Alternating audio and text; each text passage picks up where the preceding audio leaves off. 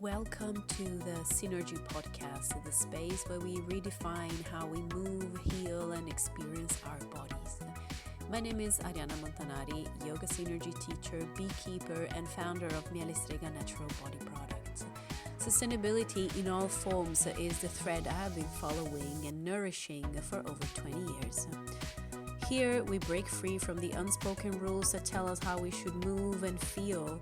Here, we long for deeper connection with nature, with ourselves, through intuitive movement, self-care, and self-awareness. We explore what it truly means to work with the body instead of pushing against it, to understand it rather than criticize it.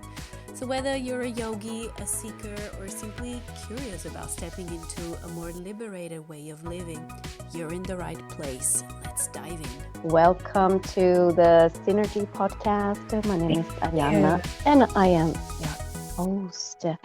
Today's guest is Kari Hovik, which is a pretty Nordic name and surname. So in my head, it's Kari Hovik.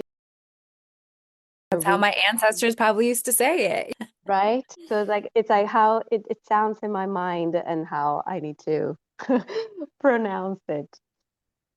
So, Kari, you are a somatic coach for women who are in pivotal, transitional seasons in their lives.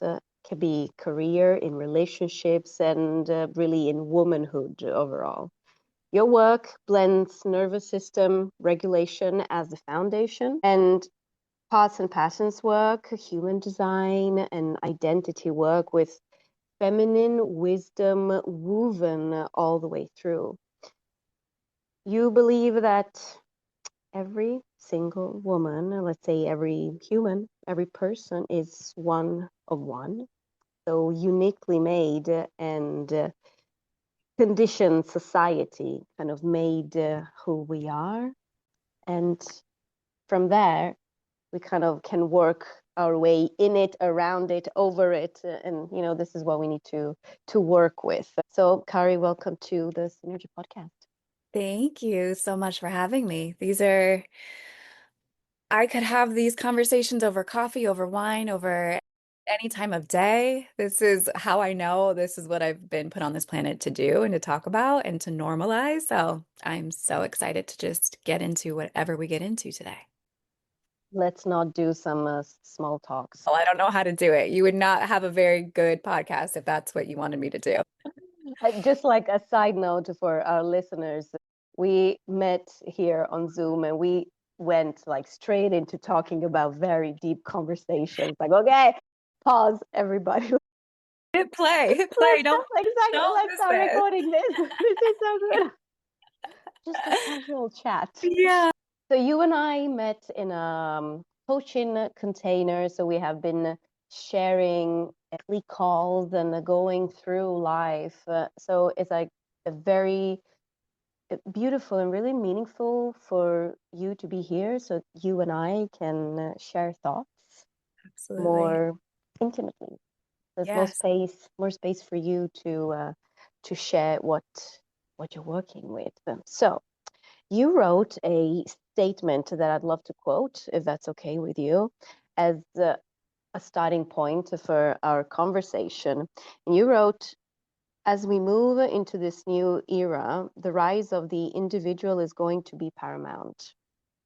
When you are so completely connected to yourself, you have no choice but to see that you are connected to everyone else as well.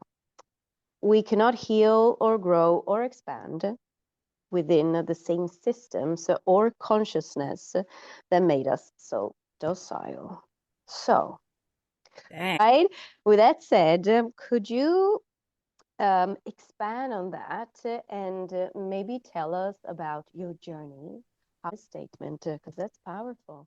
Wow, I'm like, dang, I wrote that, didn't I? I mean that. Crazy. Yes. So I mean that with my whole heart. As women, especially as human beings on this earth, we are all designed so uniquely different. We are not all cut from the same cloth, which is the most beautiful, should be like pressure is off everybody. We came here for such specific reasons, whether those are grand or whether those are just like in your day-to-day life. And it is up to us to rid ourselves of the conditioning of it has to be done a certain way. You need to be here by a certain time. You need Mm. this with your body. You need to be X, Y, and Z by X, Y, and Z. Sorry, that's a dusty blueprint, and we're not doing it anymore. We're just not doing it anymore. But we can't also, unless we see the confines of the systems that we're in, unless we can point out our own conditioning, unless we can name it, we can't move through it. So, very, very passionate about helping, guiding, mirroring women back to themselves. I've recognized, and I'll get into my journey, that as I develop myself as a leader to myself and then also leader to other women, nobody's a guru. Nobody is the one who has all the answers. We have all the answers. And so you just need to pay attention to the energy that you feel from people. And if we all need each other, so resonating with different people to help you guide yourself back to you. That is the ticket to everything. So, who am I? How did I get to this place? I grew up in California, so born and raised in the Bay Area, followed a very typical, just kind of like ho-hum path. We were just talking before the podcast started about being uncomfortable, and sometimes you need to be uncomfortable in order for things to change. I think actually early life, I was made so uncomfortable by parents' divorce and just kind of not being fully held. I was the only girl in my family that I kind of froze. So it was almost like I didn't even feel the discomfort because I was so frozen within my own nervous system, which that's a through line. We'll get there. So I kind Mm. of just went through the motions, very, very like methodically, neither up nor down, but I went through the motions. Went to college, did the whole thing, got married when I was 27. Within 9 months of getting married, there was infidelity and there was divorce. Boom. That right automatically, all of a sudden, I went from being frozen to, oh my gosh, I have not been awake in my own life. I didn't Mm. go to like the vindictive, get out of here, screaming, which goes to show again the kind of the state of my nervous system. I was very, very calm, which was probably a bit of the frozen stuck, Mm. but I something switched inside of me that said, we don't know who we are. We got to figure this thing out. So that kicked off, gosh, that was in 2011. So that kicked off a 15-year discovery journey. So within that time, I did the whole Christian church thing. And a little caveat too, I kind of grew up Mormon.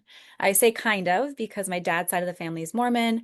We would kind of go, we wouldn't always go. So then there was also this just kind of like ambiguous relationship with religion, which I actually think helped me not have to heal from a very Puritan religion. I wasn't quite fully in it. But it also weaves through the story as well. So I think right when the divorce happened, I sought out God. It was kind of the first thing where I was like, okay, let me, I need something. I need something bigger than me. I need something to anchor me. So I did that for a few years. And then I got the intuitive hit because I started developing my intuition. I was like, I'm going to move to Seattle. Again, living in the San Francisco Bay Area. I decided to quit my job and move to Seattle, which seemed risky, but again, I was doing so much work on my intuition. So that was kind of the first big, I trusted myself, I did it, and it worked out. I think, side note too, when we're learning and we're going on our journey, we have to keep looking for the evidence of how it worked, how it has worked out. So this reference point has stuck with me for the whole 15 years I've been on this journey. Like, viscerally, I knew how that felt, and then I knew what transpired afterwards.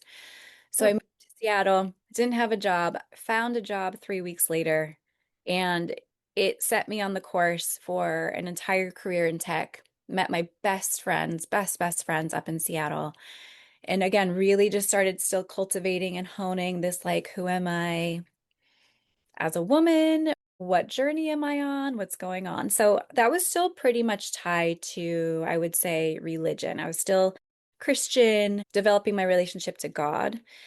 And about a year after moving to Seattle, I just didn't start, like, my body just felt like it was off. I lost my period. I'm like, what is going on? It was the very first, now I look back, I'm like, oh, I was probably de-thawing from being frozen. Mm. But my body started kind of speaking to me, and I'd never experienced that before. So once again, I was just like, something's wrong with me. Something's wrong with me. And I just was kind of grappling with that. And that led me to be like, wait, am I having like a spiritual awakening? And again, I had no language for this. I thought I was going nuts. I was like, what is happening here? And so, again, talking about that pressure, there was just enough discomfort in my body to make me ask questions, to make me get really, really curious as to what am I feeling and where am I supposed to be going and where am I headed? I think that was around the time too, where I think religion started meaning less to me and recognizing like my relationship to something bigger is the Mm. guiding force. It's less about it has to be within this construct. So I really, no shade. I just kind of, it grew into something bigger than rules or kind of, yeah, that the system of Mm. totally. So during this time, again, I am traveling the world with work. Building, so I was in university recruiting. So I was building programs for young college kids to get jobs within the tech companies that I was working for. So within the corporate world, it was actually very fruitful. It was like a very aligned and fruitful career. I always knew in the back of my head, I'm like, there's got to be something more. There's got to be something more. There's got to be something more. So again, all these things kind of simultaneously happening. A few years into living in Seattle, maybe 5, I was like, uh-oh, I'm starting to get that hit again. I'm starting to like, where do I want to go? Do I need to leave this job? Do I need to move back to the Bay Area? Just something wanted to move. And it was right around that time I was interviewing for a few companies, and one of them was Nike in Portland, where I live in Portland now. I was like, that's it. That's my next step in terms of career. Didn't work out with Nike, but something about Portland like viscerally felt so good to me. I'd been to Portland twice. I didn't know. I had no idea. But it was still, again, going back to that same feeling of when I moved to Seattle, something was stirring, and I'm like, I need to do this. So I walked into my director's office and I was like, can I move to Portland and work remote? This was before COVID. I look back, I'm like, who did she think she was? That's crazy. His words verbatim, tell me when you're going to move and tell me when you want to tell the team. I was like, okay, Wow. okay, okay. So that set on this next journey of like moving someplace, didn't know a soul, didn't know anybody. First time like living by myself in a new city. And it felt like that was my cocoon. It was Mm. really, it was just, it held me as I did even more inner deep feminine work now. It kind of moved from, okay, let's explore to like, who am I as a woman? This is when I first, for anyone who's read The Women Who Run with the Wolves book, that is Mhm. I would highly recommend if you haven't read it. That was one of the first books I bought like after a few days of living in Portland. And I think it just changed everything. It got me so curious again about this feminine wisdom and our intuitive nature and just our instincts and just our wild self that's been so dulled and dulled and dulled. Mm. I'm going to speed this along because I could go off forever. But Here's but I hear that this really inspired you. It's like, oh, this resonates with me. Ooh. yes. So living in Portland now, again, I'm doing this deep inner work. COVID hits, so it's like perfect cocoon. I'm like, sweet. I'm like, I thrived during COVID. I'm like, this is great. I'm already living by myself. I'm in this cocoon. I'm like, great. Now I don't feel like I have to go out and perform or I have to be around people. Like it was very insular. But then something starts stirring again. I'm like, oh gosh, what now? What now? I'm like, what is leading me now? So I got this hit. I was like, put your stuff in storage and just start traveling. I was like, okay. So I did, and I traveled the southwest of the US. I spent a lot of time in New Mexico. I spent a lot of time in California on the Oregon coast. And the Oregon coast is a pivotal part of the story because that's where I met my now partner, but I didn't know he would become my partner then. I'd been single for 10 years. So that was a big part, again, of like my growth and my awakening. Ended up after the road trip coming back to Portland and reconnected to this guy that I met on the Oregon coast. And we, yeah, started dating, which was such a big deal because, again, I had not been in a partnership for so long. And we all know we heal in partnership too. So much of our relational wounds we try to heal on our own. It's not until you get into partnership and you're mirrored back. I'm like, I thought this was already healed. Why is this back up? But that's been a huge part of the journey too. I moved to the Oregon coast for a bit. This is where everything really starts speeding up. So once I got back from the road trip, lived in Portland, met my partner, moved to the Oregon coast for a bit. Then he lost his job. I was already house hunting, decided to move the job or the house hunting search back to Portland. He found a job in Portland. The month I signed my mortgage, I got laid off from the tech job. And that's where I feel like let the games begin. That was such a long spiel to get to where we are today. Wow. That layoff, because of everything that came before that, right? I think that when you get laid off, sometimes it's a total shock to the system, but most of the time there's a lot of rumblings that something might be happening. And so I've been kind of preparing. This industry is very volatile. What would happen? What would happen if that happened to me? And again, in my connection to God, for maybe 2 years, I was like starting to feel like this can't be it. This can't be the only thing I'm here for. And in those conversations and in me really sinking in, I just kept hearing, just wait it out. It's not your time. You're not supposed to leave. I'll let you know when it's time. I'll let you know when it's time. I'm like, okay, okay. So when the layoff happened, I was like, boom. Okay, here we are. Like here we go. And thank goodness for like younger me set me up financially. I know I recognize when people get laid off, they don't always have the ability to sit there and really feel into what wants to come next. And for whatever reason, younger me had this saving mentality. So I was able to really take that summer. This was a year and a half ago. Year and a half. Yeah. So I was able to take that summer and really sit with what wanted to come through. This is where I really dug into my human design. This is really where I let that like be lived out loud. And I would say within 4 or 5 months of after being laid off, after like grappling with a few ideas, this idea of really creating a space for women going through these big life transitions just completely boom. It wasn't even like oh, maybe it was like, and this is what I'm doing now. This is what I'm doing now. So that was, yeah, a year and a half ago. I launched my business last January. So it's just been a year. Congratulations. If we think that that 15-year journey did anything, I would say this last year, everyone who's started a business, I know you can relate. You haven't done self work until you've done something like this. It will test everything. Again, you can do all this internal work on your own until you have something to pressure you. You're a little bit uncomfortable. That is when you're going to be tested and stripped down to the studs to really become the woman who can hold it all. Mm. So anyway, I'm going to stop talking now because I didn't go into that much of a spiel, but it's just life transitions, the in between. This is where you get to decide, am I living in my own condition or in conditioning, or am I choosing? Like, am I living? Every time we enter one of these seasons, we get to make the choice to ground deeper into ourselves and to really cultivate like our own North Star and be like, who am I and where am I headed and where do I want to go and who was I sent here to be?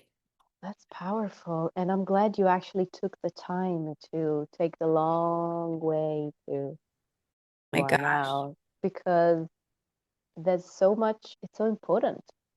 And I think that we keep on going forward and forward and forward and expand and change and adapt. Yet once in a while, it's very powerful to just stop and say, observe, reflect upon the way, what's behind you. What have you already achieved? What have you gone through?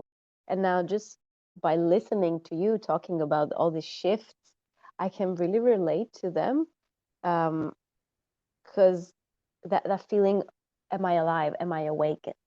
Like unplug the plug, right? Am I living my life just passively, just out of because this is how it is? And for me, I think it shifted really after university. So I after I did my exchange term here in Sweden, actually. Then I started traveling. I lived in Australia. I lived in Reunion Island, an island close to Madagascar. And for me, it felt like that was such a huge spiritual awakening that if I compared it to living normal life, it was like sleeping. And for me, traveling, living abroad, it was like, because you are aware, you're Totally. attentive, your eyes are open, your senses are open. You need to, there's much more resistance. There's a Mm, resistance. mm. Also, something that's been kind of a theme, and I'm like, oh my gosh, when you step outside of just like the normal, whatever normal is, but the things that you're used to, stepping outside of that gives you a new reference point. Reference points through these in-between transitional seasons too are so, so imperative. And a reference point could mean, yeah, waking up to deeper parts of yourself. It could mean finding a mentor who's been where you're trying to go. Just, or a book, a quote at the right time, a podcast right at the right time, these reference points to really anchor you into like, okay, I'm crazy. I'm just experiencing a brand new perspective. And this is a chance for me to be like, I'm so uncomfortable, but this ain't it anymore. I'm not quite yet here. So these reference points of like where you're at in the journey also are so freaking important. And they're usually really freaking uncomfortable. While I was reading while I was like talking about like your introduction, transformational and pivotal moments, for me, it feels like the past 6 to 7 years has been a constant pivotal moment, and realized that that's my new normal. Totally. And I caught myself thinking while I was talking, will there be a time where it's not a pivotal moment? Yes. Oh Very my God. interesting. I love this because literally for the last 15 years, I'm like, well, this is me now. I am just always healing.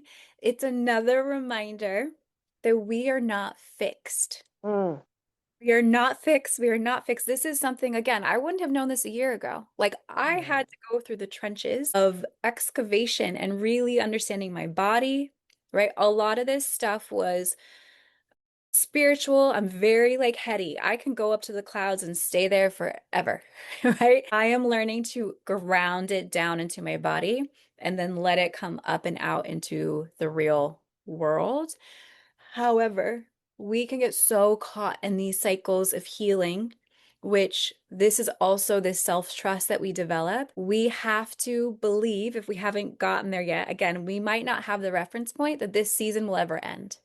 But mm, when it does, because it inevitably will, that is our new reference point for whatever the next chapter brings. And so if we find ourselves in another kind of transitional, like, "Ooh," now we have these reference points of like, okay, here I am on this journey.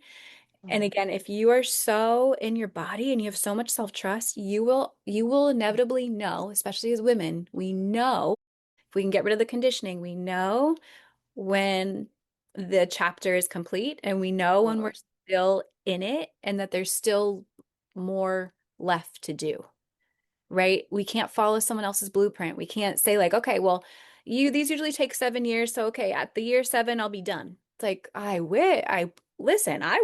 Yes, I wish that's how this worked. But that's why understanding ourselves at a cellular level, as women especially, is so powerful for the staying power it takes to move through these transitional seasons and to know you will not stay there forever, even if mm. it takes 15 years, even if it takes 6 or 7 years. It's like it's almost developing this thought, this idea of like however long you universe, God, whatever, work work through me, and I will be a steward however long it needs to take, because I know on the other side, I will be more me, more light, more free, more in my body than I've ever been before. And there is no price tag. We've all had those moments of like just lightness, like pressure's off. We know that feeling. That is what we aspire to when we are so grounded in ourselves. No one can take that from us. You left me speechless. Like, what can I say? Well, talking about spirituality, you even gestured with your hand so that spirituality used to be something up there, something more ethereal. So I would like to know how how did you live through it? So from living, experiencing spirituality as more an abstract thing, first maybe God, and now maybe thinking of the creator or the energy, the oneness. And how, what does it mean to translate it in your body? What does it mean to feel it in your body? Oh, I love To this. translate this so that we can make it more accessible. But what does it mean? Which I think one of the reasons I do this work is to make it, and we've talked about this before too, make it accessible. Bring it into like everyday humanness, because I think there's so much of the spiritual community world feels very inaccessible to certain people. Like if you aren't like ethereal and woo-woo and you aren't meditating or doing this, people are like, oh, that's not for me. When literally you get to a place when you've done all these things and you're like, this cup of coffee is one of the most spiritual experiences of my life because it is so warm. It tastes so good. And the ritual of drinking this every single morning brings me so much peace and groundedness. Like, this cup of coffee is spiritual to me now. Like, these conversations, this is spiritual. Anything that is just bigger than you, anything unseen, anything that you're like, I don't know how that happened, but it did. I didn't construct the way that that went down, but like whatever made it happen, thank you. That's spirituality. Spirituality could mean your relationship to God. It could mean how you feel when you're on a hike. It could mean looking at the ocean and being like, what, oof, what is that thing? Like, how, that's crazy. It's living in awe of all of the things that you can't comprehend with your logical mind.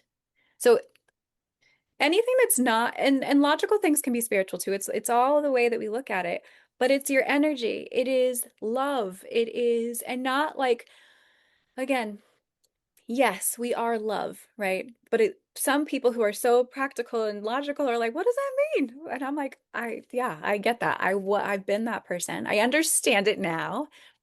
How do you interact with the people that you love? How do you interact with strangers? How are you living in integrity? How are you loving up on your dog, on your cat? Whatever it is, everything is just this exchange, which can be spiritual and energetic, but it's also just anything greater than yourself, anything you can't quite explain to me is spiritual. So everyone gets to define it how they want to.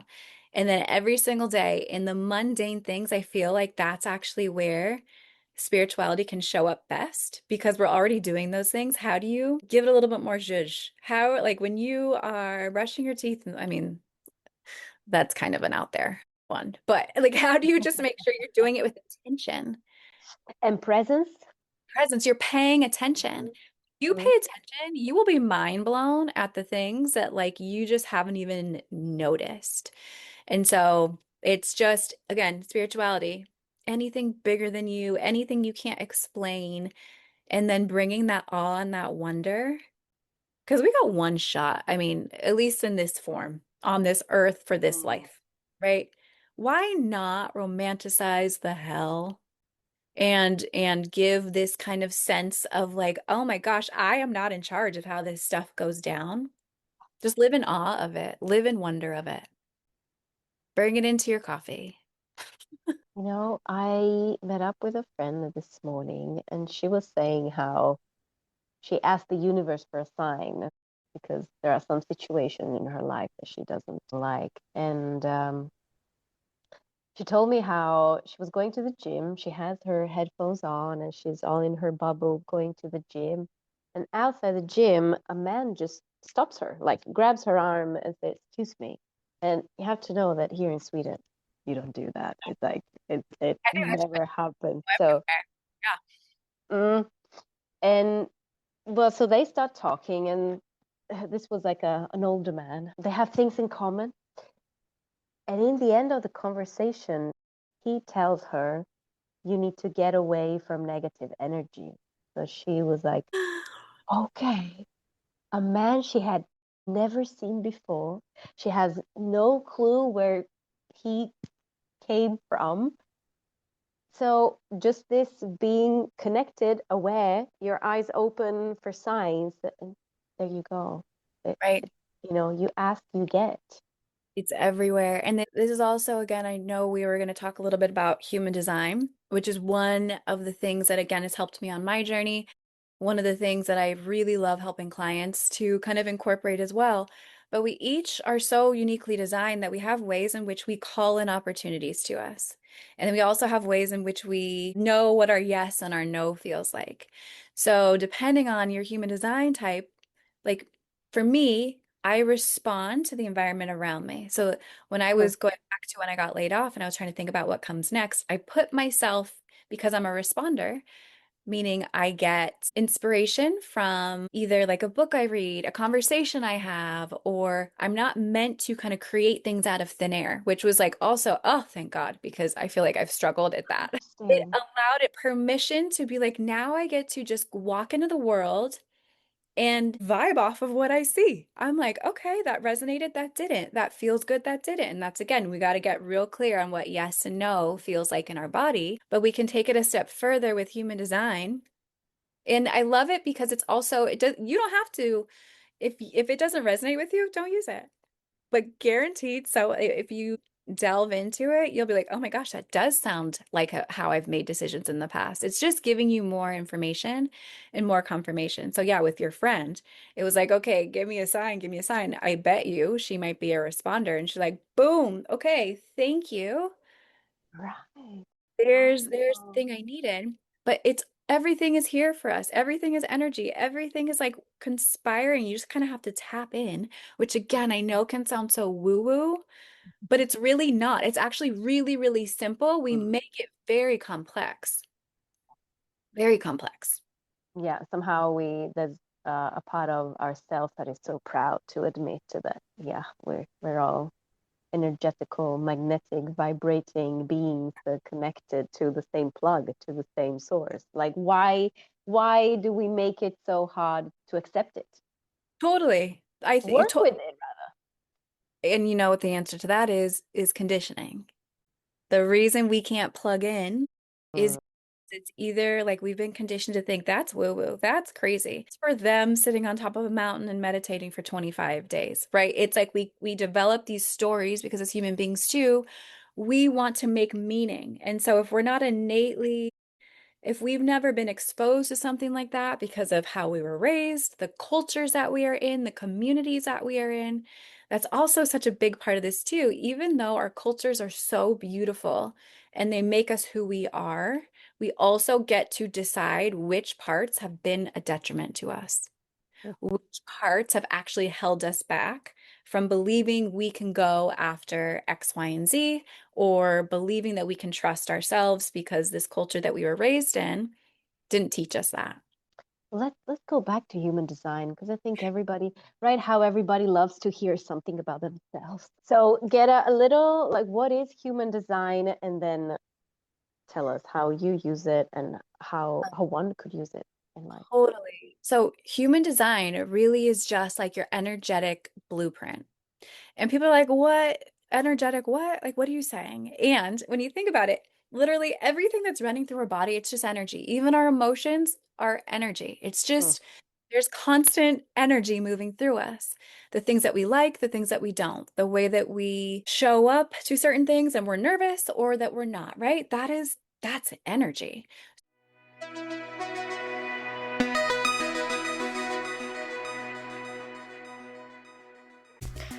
I want to take a moment to talk about something truly special and close to the heart. Miele Strega, my own line of natural handmade body products. And as you know, I am passionate about moving with ease and feeling good in our bodies, and that extends to what we put on our skin. Each batch of Miele Strega products is crafted with love, for real, by me, using ingredients from my very own beehives and my darling bees, combined with the pure botanicals. Whether it's a soothing, luxury whipped body butter, a nourishing lip balm, or a gentle soap, everything is designed to support your body's natural rhythm, just like the practices we explore here. If you're looking for skincare that's pure, it's intentional, and deeply connected and aligned to nature, check it out at mielestrega.com. And because you're a listener, I've got a special gift for you. Use the code SYNERGY10, spelled with Y and Y, for 10% off your first order. Now, back to our conversation. So human design is just kind of mirroring back to you, and it's based on your birthday, your birth time. So a lot of like the astrological markers. And the 4 or 5 main energy types. So there's so much to go into, but you're either a generator, a manifesting generator, a projector, a manifester, or a reflector. So generator and manifesting generator are going to be the two most, not popular, but most of the population are going to fit into these 2 categories. So just so high level. So generators are doers. These are the people who, once they are kind of lit up by something, they can just build and build and build and do and have a lot of stamina, which when you look at like, okay, why are generators make up most of the population? Because most of the population, we need people to do, we need people to kind of like produce. Where again, conditioning gets it wrong is that we, let's say like in the corporate world or whatever kind of role you're in or system that you find yourself in, everyone's expected to be a doer and not everyone's meant to be. And so it just like, we could just honor how people use their energy. We would be such a better society. We've had such better institutions, all of that. So again, generators, doers. Manifesting generators, that's what I am. It's this doing mentality, but it's also, we're very, very fast and we also pivot and we're very non-linear. So whereas generators kind of tend to give their energy to a particular thing at a time, manifesting generators are like boom, bap, boom, bap, bap, bap, bap. I'm like, is this manifesting generator? Or is this ADHD? I don't know. It could be both. But yeah, we like to have different things going at once. Like I can't just have one tab open. I'm like dilly dally here, dilly dally here. I need just kind of like this constant, just a little bit of this and a little bit of that. And again, once our yes is lit up, once we know that's the direction in which we should go, very fast, we are off to the races, which goes to, again, when I was thinking about building my business or was thinking about what I wanted to do, the minute that yes dropped into my body, no time, boom, built. And now there's another thing about me. I have no problem jumping off a cliff. Like I'm like, wee, this is gonna be great. As I'm barreling down towards the earth and all these lessons are coming, I'm like, oh my gosh. So I think that's that manifesting generator energy where it's like, yes, when our yes is lit up, we're gonna go for it and we're gonna learn the lessons while we're barreling towards the earth, while we're like figuring everything out. Do you know what yours is? Manifester, not manifesting generator, but manifester. Okay. So manifestors, you guys are the initiators. You guys do have the ideas, right? You guys, boom, I have this brand new idea, right? Which I A felt, blessing and a curse. and all your energy, boom, goes straight to it. And then your energy goes night night. I don't have anything else to give because I've this thing up. Now you need a generator to come in and like run the thing, right? energy to sustain it. You're only supposed to kind of like build things up and then really take rest. So I was, again, when I recognize that that's not how I am in the corporate world, I always felt I was in leadership positions and I'm like, I don't have anything to add, or I just don't have a brand new idea. I'm suck at this, right? In my mind, I was like, I'm not very good. Mm. When I realized that's not how my energy works, I was like, oh, thank God. Thank God. I'm That's not why. supposed to, right? And so it's so powerful. And yeah, manifestors, we need you guys. You guys are the ideas. You guys are like the new thing. And then you need people to come in and kind of facilitate how that thing is going to move through the world. That resonates. I need to team up with a generator. Totally. Yep. So, and then you have projectors. Projectors are like our ooey gooey healers. They are our people who can see systems and they can see kind of like, oh my gosh, we need to do this differently. They need to be invited in though, right? They're not like super, even though they're projectors, they're not going to insert themselves unless they're invited in because they have very deep insight. And I feel like I wanted to be a projector so bad. I'm like, wait, I'm not one. This sucks. But, right, it is just these people who can see underneath the surface and who can kind of anticipate the changes that need to be made. And then we also, again, everything's about teamwork. They need to also team up with people who can then kind of sustain that vision. So they're very, again, they're like the healers. They're the people who can see kind of the faults in the system and the breaks and the people who can really bring that awareness to light. And then reflectors are going to be the least common, and they are just actual mirrors. Like they live in 28-day cycles. So they literally are like so lunar in they're very, very like ethereal, but they're here to kind of reflect back to you what you're doing so that we can then kind of make changes. And so they're also on the cutting edge too of like new world kind of stuff too, because they're reflecting back to us what doesn't work. They'll reflect what's working. And so they're just actual like mirrors to everybody. And so it's very, very rare, but so powerful and so needed. So as you can kind of see these different camps of energy types, and you can see how conditioning, it's almost like we're experiencing just collective burnout because everyone has been doing the same thing, trying to build the same way, and it just doesn't work. And in human design too, if you follow it, 2027 is we've been talking about this forever, but we're entering the new paradigm, which we can see it shifting and happening. We're entering into a brand, Mm. right? And 2027, as we enter this new paradigm, it is this kind of going back to one of my beginning statements of it is going to be the rise of the individual. We've been in an era of kind of collective groupthink, and it's worked for some people, right? Some people's energy is they can follow the status quo and it works for them, and that's beautiful, but it definitely doesn't work for most people. And so as we enter into more of this age of the individual, that can sound so selfish. It's the least selfish thing we can do to understand how we are meant to operate, to understand how, when it's time to sit back and kind of pay attention, when it's time to move, when it's time to regulate and go internal, and when it's time to use whatever's happening for the greater good of the collective. And again, as we were talking, especially here in the US right now, I mean, this environment is palpable. It is Mm-mm. there's just so much conflict and there's so much war of ideas, and it's going to take every individual to feel what's going on and to not bury their head in the sands, face reality for what it is. But we also need that energy.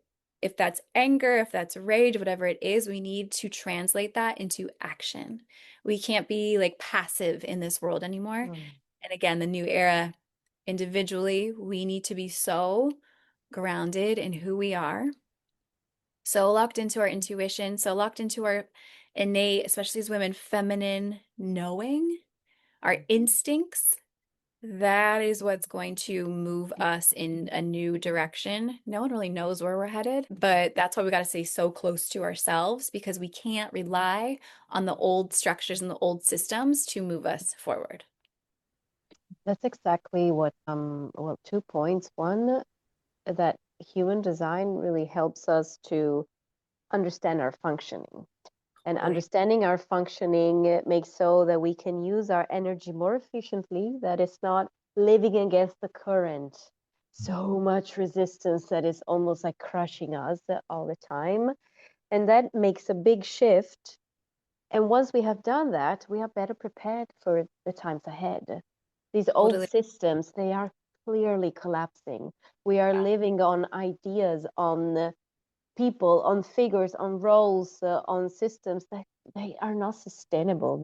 Not they cannot live any longer. And Oh, so it's while they are collapsing, we can be ready. totally. Strength, knowing this is how I operate. Yep. I cannot allow the system to tell me how to live my life. Like you To- say, some people are made for doing, building. Some yeah. people are not. No. And I think you hit on something like either way, whether you are living in conditioning or whether you are living, you're actually like really living your design, either way, you're going to feel pressure, Mm. right? Again, going back to this discomfort, we don't want to be uncomfortable, but that's how you move and that's how you evolve. But there, I'm sure everybody can drop in and recognize the difference between the pressure of being in something you know is wrong, the pressure in sustaining a life that there's just something you're like, oh, this just, I'm like dead inside. I'm not passionate. This is like, I'm so drained, I can hardly get off the couch because I just don't want to do that thing. Versus the pressure of like, I am honing who I am, and there's this natural internal pressure as I become more and more who I am. And that discomfort is like cleaner. That discomfort Mm. is pushing you forward as opposed to pushing you down. And so we need to, again, that's where the somatics come in too, and nervous system. Because I will say, human design is great, but unless you also understand your nervous system and understand what regulation feels like in your body, your human design will stay on the paper. Your human design will stay as an idea. You won't trust yourself enough to actually be like, I'm going to make a decision based on what my design is telling me, how I operate. I think that you said this feels dead inside, this feels heavy, this feels like something wants to push you down. This is how it feels anytime you turn on the news. So that's the feel, like as you spoke the words, it just clicked like, yes, wow, this Yep, is exactly how it doesn't feel like we're promoting wellness, totally. peace, connectedness. So it feels like, so how can we balance there? How can we juggle with all of these and It's stay sane? totally, it's so interesting too, because when we turn on the news or we are being confronted with the reality of the world, we shouldn't feel good, right? Mm. We actually, right? We should be enraged. We should feel Right. something. And as you're watching that, you also get to determine, ooh, the way this is being presented to me doesn't feel like congruent. That does not feel like they want the best for us, right? Mm. And you have to be so clear in your body to recognize like that is for their own agenda. They're not trying to, so be aware of everything that's happening. No, they want us. You can feel the friction of like wanting us scared and wanting us docile. So it's Yeah. again, this is where it's simple, but it's complex because you have to be so attuned to we should be outraged right now. We should be like, hold on, this is not okay because that pressure will move us forward and you need to take aligned action. Mm. But it's also self-responsibility comes in. Where are you getting that information from? Are you gobbling up any kind of information left and right because you feel like that's going to keep you informed?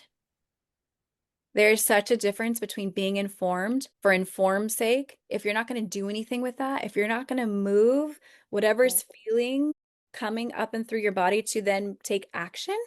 And so many people are like, take action. Like, well, what am I supposed to do? I can't do anything about Exactly. action means regulation, but within your own life. And regulation does not mean calm. Hmm. Hmm. Times it can, but regulation means that you are able to be an observant of literally that's reality. What is actually happening?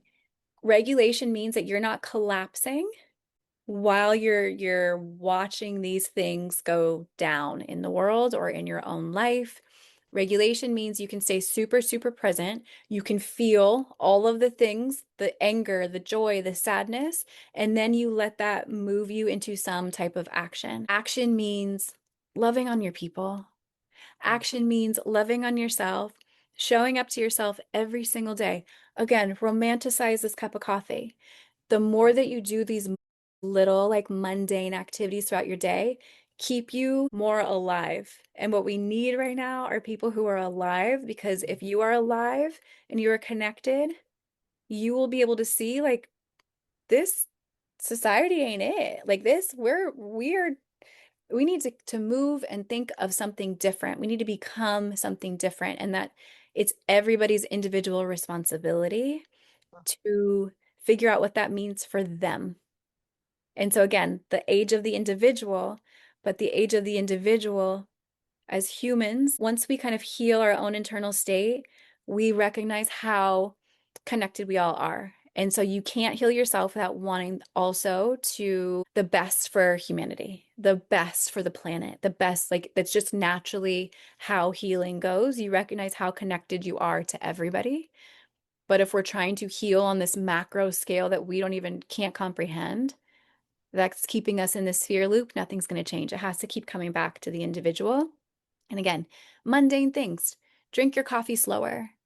Make sure you're nourishing yourself. Make sure you're moving and not following a blueprint because someone's like, I need to lift this amount of weight or I need to eat this amount of protein. If that feels good, please do that. But also have self-leadership and self-responsibility to know what feels good for your particular system too. It's such a micro and a macro game. And I would also add to that that it can take time, Oh, it's the work of a lifetime. I hate to, right. So, uncomfortable. oh yeah, did we Um, mention that part? I read in Women Who Run with the Wolves, the minute you realize that this work is forever, right?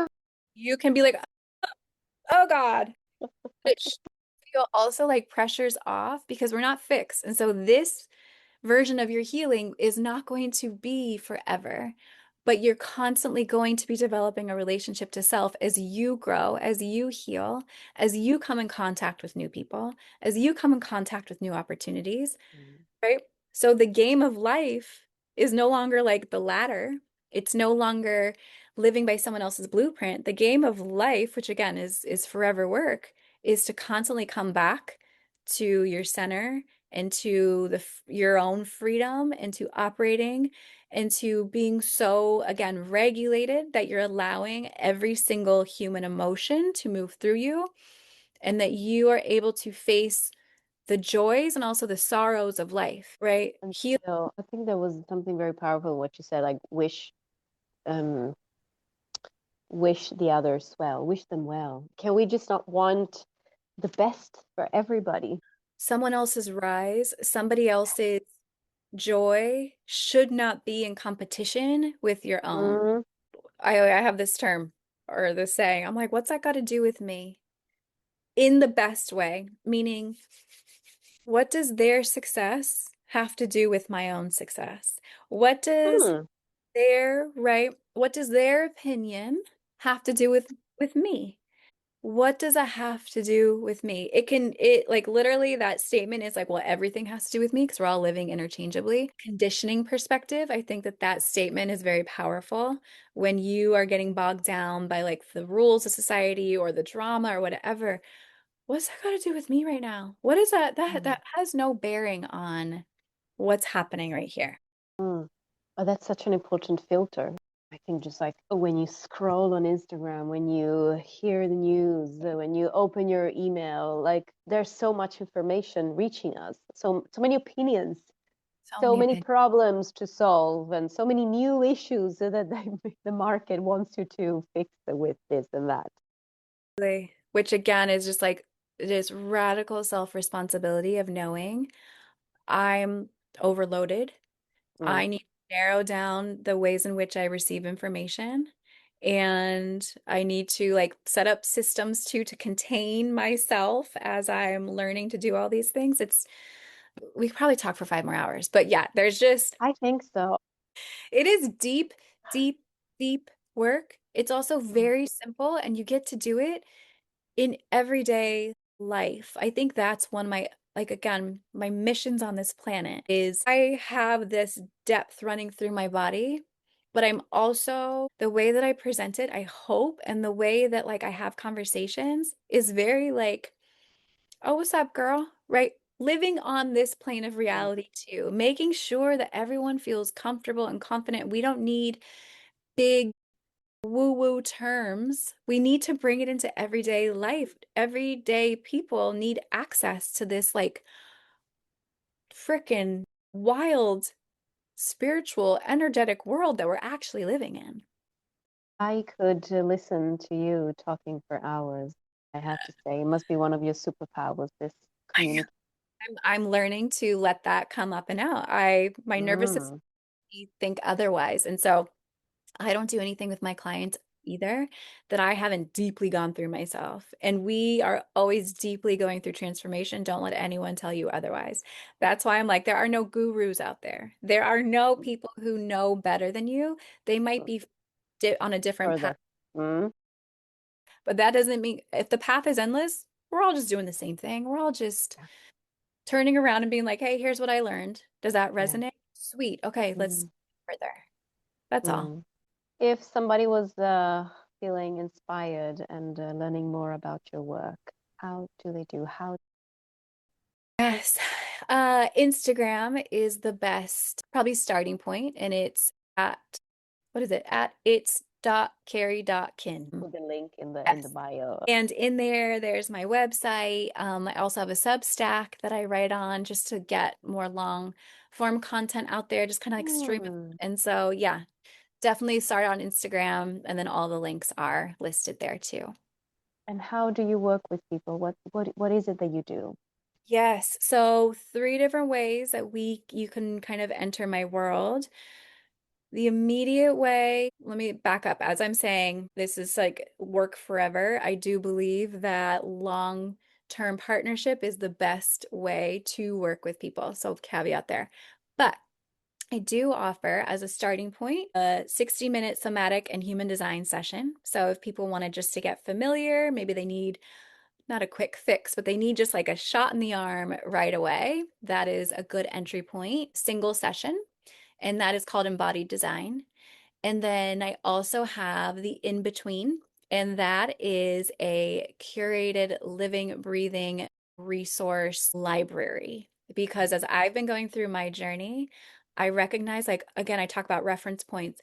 I just need something to show me that I'm on the right path, or I need something to reflect back to me where I am.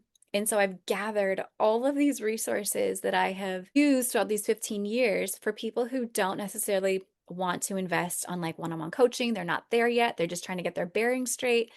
I recognize I can be this way too. Sometimes I just want to explore on my own. I don't always want to like be held accountable in that way. So that is something that you can purchase and I'm constantly updating it as I continue to grow, and it's all the in between is all very short snippets of voice notes, no longer than 4 to 5 minutes on just different topics, different hitting points, just to kind of like soothe your system and to give you again, like reorient you to like, okay, I can keep going. Okay, this is what I might be experiencing right now. So that is kind of you can do that on your own. The in Sounds between. amazing. And then lastly, my bread and butter, the cornerstone of what I do is called Reimagine, and that is 3 to 6 month private mentorship nervous system, human design, parts and patterns, identity work, astrology, whatever we need to start moving you deeper down and then out. And again, you come with whatever life stage you're at. It could just mean like something is stirring. Okay, that's what we work with. If you want to leave your job, this is what we're working with. If you're leaving a relationship or you're learning how to be in relationship, right? All of these are such pivotal moments. And the medicine is you. And these tools just help you like dig deeper into you. And I will say the biggest growth of my life in the last year has been, and I'm sure you can attest, when you are supported by somebody. Having that reference point back to you, knowing that you have this person in your back pocket, you will grow leaps and bounds. It is the greatest gift to be able to work with people one-on-one. And that's why the containers are a bit longer, because it's like my goal, I want you different. I want you transformed. I want you deeper inside yourself so that you can also like show up to the world differently. We don't want to just talk about it. We want to be about it. We want to like show up and feel different too, which is again why the nervous system is so foundational through all of this. We can't make any of these changes if we don't know how our system is actually wired and wired around our old parts and our old patterns and these old stories and these old beliefs. We got to clear the cobwebs.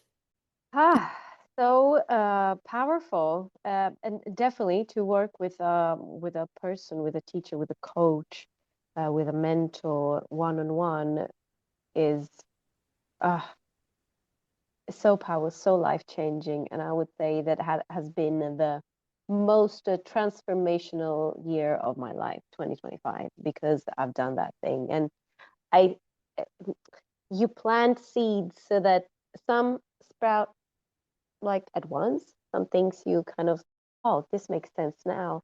Some other things I still think about them now. Oh, this makes sense. Yep. Yep.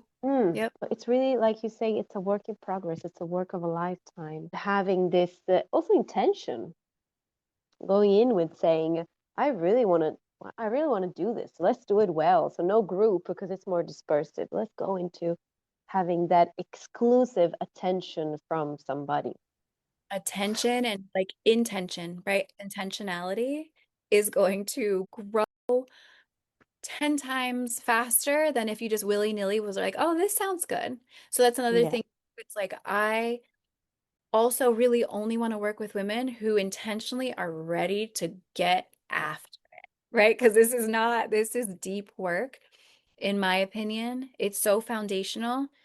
Everything else, it's not a waste of time.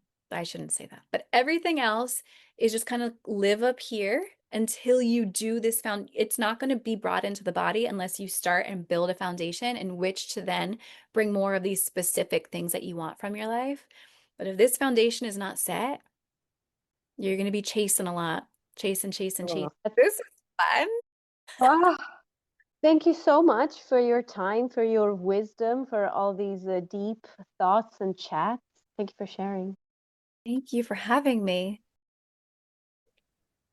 I hope it resonates. I hope I didn't scare anybody because it's beautiful work. It's beautiful work. Let's invite our listeners to actually comment, leave a little, or maybe DM you on Instagram. Hey, this is something that really resonated with me. This is something that I can mirror back. I mean, it's my favorite thing to talk about. So please slide up in my DMs, please. Thank you, Karen. That's a wrap for today's episode of the Synergy Podcast. I hope this conversation sparked something within you, a new way of thinking, feeling, or moving. If you love this episode, let me know. Share it, leave a review, or connect with me on Instagram at Mielestrega. And if you're ready to go deeper, check out my yoga offerings, come to a yoga class at the studio, and check out my handmade natural body products at mielestrega.com. Remember, your body is yours, your pleasure is yours, and living pain-free is possible. Until next time, move with ease and live with joy.